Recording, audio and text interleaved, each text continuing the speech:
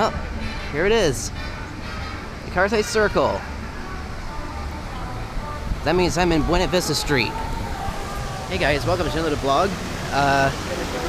I'm heading over to a place that sells comic books over here. As some of you are aware, I am actually a big comic book fan. I literally have 3 boxes full of comic books. Some of them are actually very rare because some of them date back to the late 1960s. Anyways, the reason why I'm going to this comic book store is because I'm looking for something in particular, but in case you're wondering, Disney and Marvel have been doing some pretty interesting comic book series. One of them being a series called Seekers of the Weird. And the title is definitely true because it is a weird series. But they also have another series called Figment 1 and 2. They're actually producing a sequel right now to the first one. And that's based off of the attraction over in Epcot called Figment of Imagination. And I really like the sequel because it takes place in the early 21st century at the Institute of Imagination. And it also has a little bit of resemblance to Epcot because they have Spaceship Earth featured in it. That's pretty cool. There's another series I'm actually reading right now. It's called Big Thunder Mountain Railroad, which I really like. So here we are, off the page. It's here in Buena Vista Street right now. And here they are. So this is Figment 2. This is the one where I saw Spaceship Earth in the first issue. And look at this. There they are, Big Thunder Mountain. I actually misplaced my first #1 Big Thunder Mountain Railroad. Thankfully, they're still selling them here. Yay! So I'm going to get myself another one. Anyways, oh, and this is the last one of the series. Look at that. So definitely I'm going to get this one. Here's Figment 2. I don't think I have this one, so I think I'll get that one as well. I have this one and that one there, so. And down here, of course, they have Star Wars, because Marvel owns the rights to Star Wars, you know, to make the comics. Originally, it was Dark Horse Comics, and they were doing the comics for Star Wars for a very long time.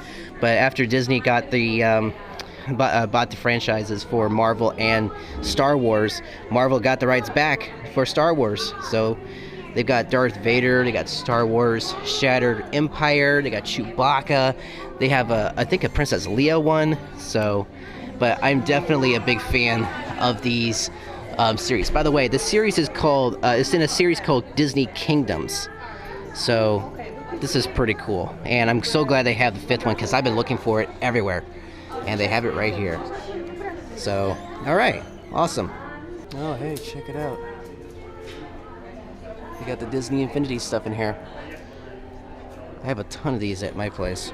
I have, let's see here, I have Hulkbuster, Yoda, Obi-Wan Kenobi. I actually got Han Solo at the E3 Expo. I got him for free. I also got Chewie, Darth Maul, Ezra, and I think it's Kanan.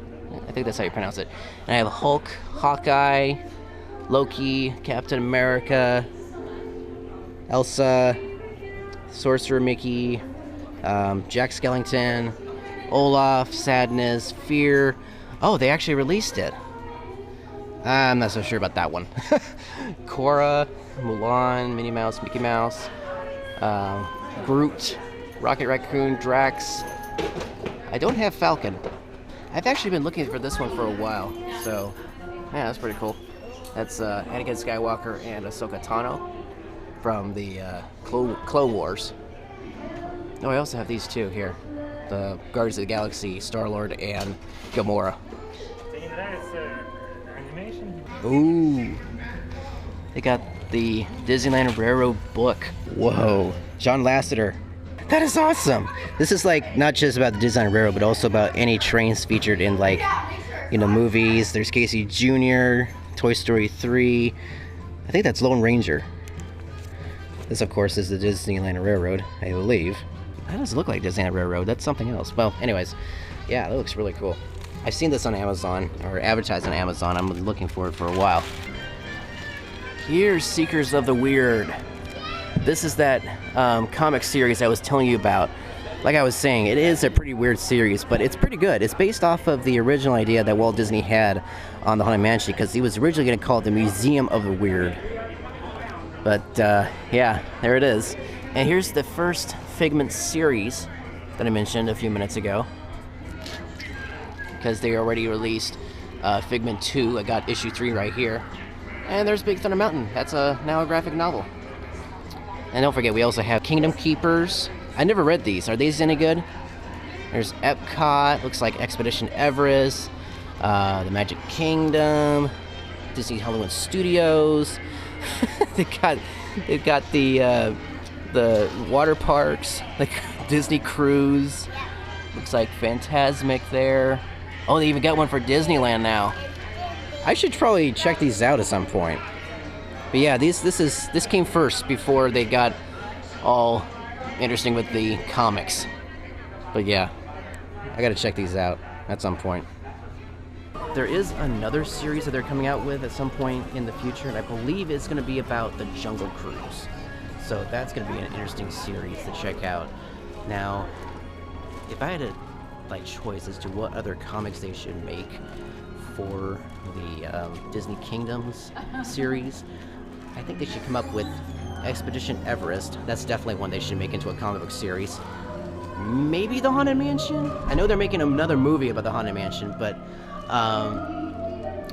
there was another one I wanted to come up with. Oh, well, Space Mountain's already been made into a graphic novel. What's another good one? Oh, Tower of Terror. That one should be made into a comic book series. That's also going to be made into another feature-length film, because there was already a TV-made movie with Kristen Dunst. I watched it recently. It's actually kind of interesting. But, yeah, hey, check this out. Poster right here. That's cool. Oh, I got the Avengers up there. Oh, there's Black Panther in there. Yeah. Check this out. Before you enter off the page, you got this picture here of Dumbo. That's Shadows. See, number 79. This is like a drawing, original drawing of Dumbo in a way. So if you guys are big comic book fans, you should check out Off the Page. They do have some Disney Kingdoms comics and Star Wars comics. I did not see anything for the Marvel stuff. I'm guessing that's probably going to be in Tomorrowland. Alright, so before the video ends, I just wanted to share you guys a little display that I have here in my room. I know I have tons of displays in my room, like my Disneyland display and a little set piece for my Professor Word character that I do on the educational series, but as I mentioned in the beginning, or as you probably witnessed in this video, I'm a huge comic book nerd. I love comic books. In fact, I had an entire class all about comic books. You may be thinking to yourself, that doesn't sound true. Actually, I did. English 333, Comics as Literature. It was a great class at Cal State Northridge. Professor Charles Hatfield, awesome professor. We actually had a special exhibit about one of the biggest comic book artists of all time, Jack Kirby. I actually have a poster right over here on my bulletin board. Well, it's actually next to the bulletin board. You may have seen it in some of my previous videos if you're a follower of my videos. It's an exhibit that he opened up called Comic Book Apocalypse, The Graphic World of Jack Kirby. So yeah, it was a fun class, and I was so honored to be a part of this or at least be a part of the exhibit. I didn't contribute to anything, but I actually saw it. It wasn't open for very long. It was probably open for like a couple of months, and then it was taken out. It was a very fun exhibit. I got to see some really cool stuff. Some things I never thought I would ever see, like original concept art, actual pages that Jack Kirby drew for Marvel and for DC. There's actually a comic book character that I did a report on by the name of Stuntman, and he was a very interesting character. It was him and Joe Simon that created this character around after World War II, which was pretty interesting. Only lasted for 2 issues, which is kind of sad, because I thought the character had a really good, successful story, but at that time, comic books were at an all-time low, so he was doomed to failure right there. But anyways, we're not talking about Stuntman. Well, I just did now, but I want to show you guys this special little display because I think it's really cool. Some of these comics are actually very rare, and you're about to see them right now. So up here, we have 5 out of like the 300 to 400 issues that I have on my comic book shelf that I just recently updated.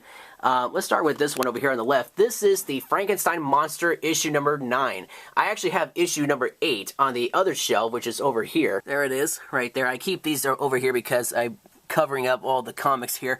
This is issue 8 over here, and you may notice that Frankenstein meets Dracula right there. And then on this one, it says, yes, monster, it was Dracula who has slain the girl who befriended you, and so one must die.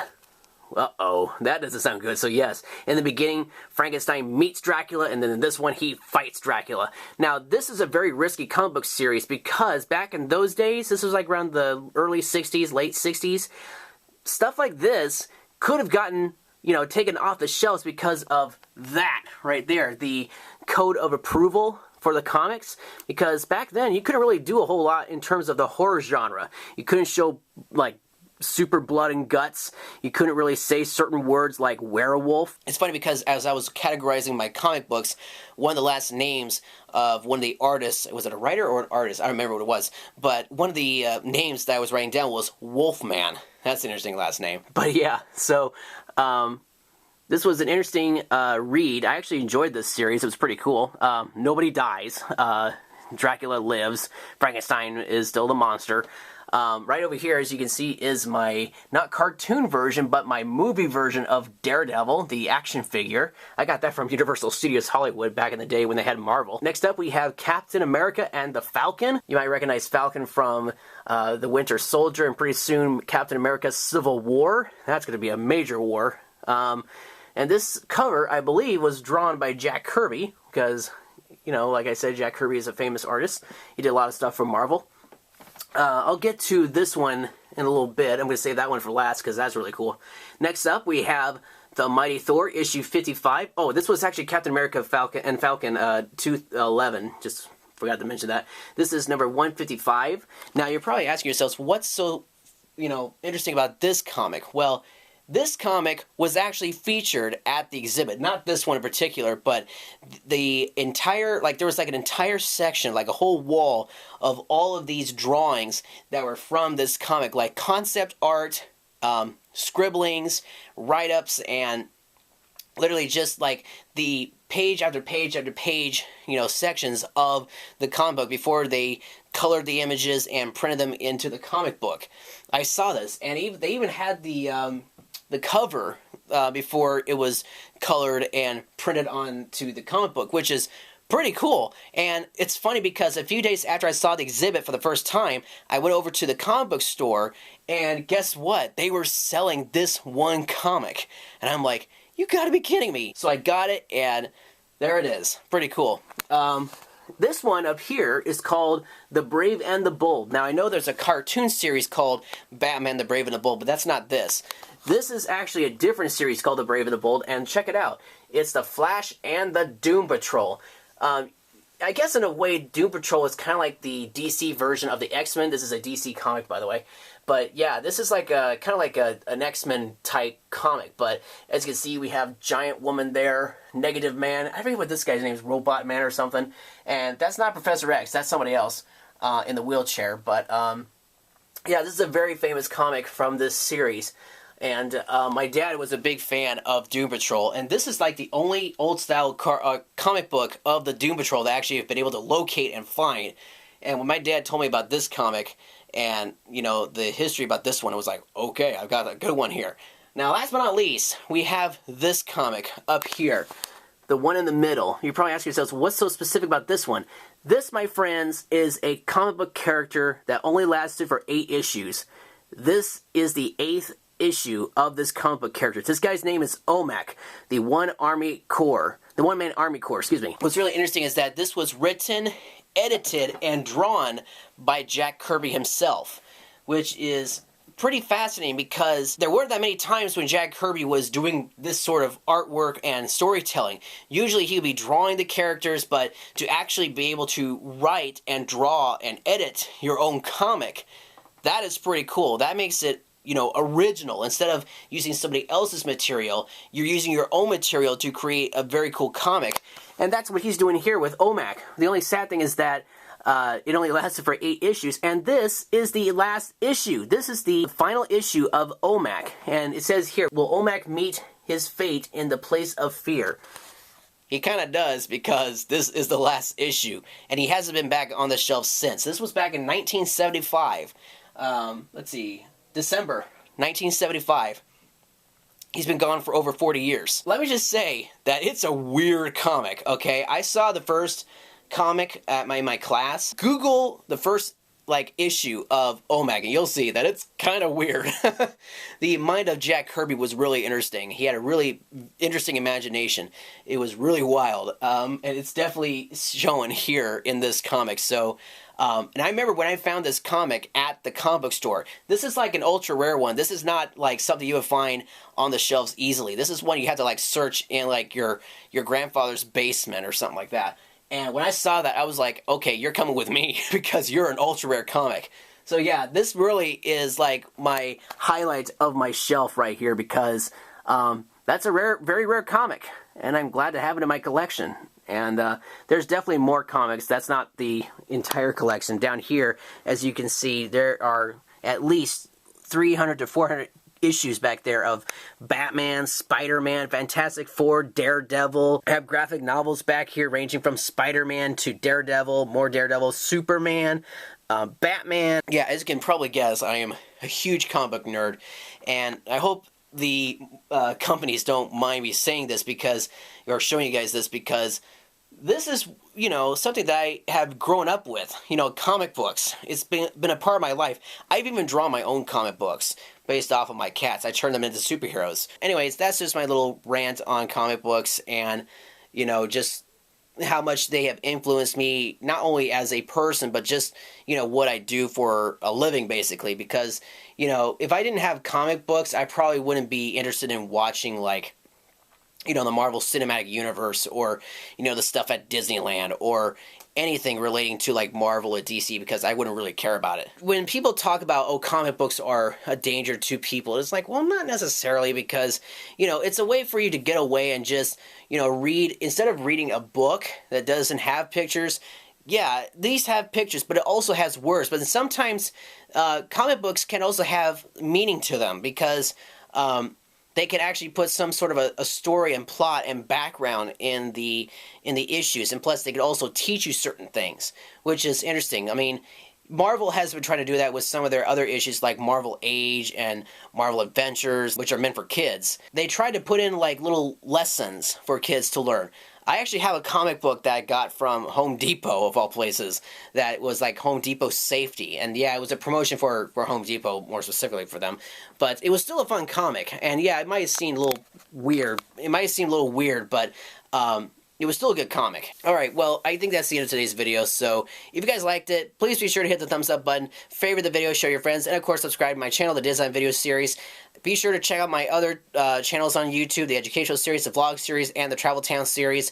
Don't forget, I'm on Facebook and Twitter. Be sure to follow me there. And that's pretty much it. Alright guys, see you guys next time here on the Disneyland Video Series.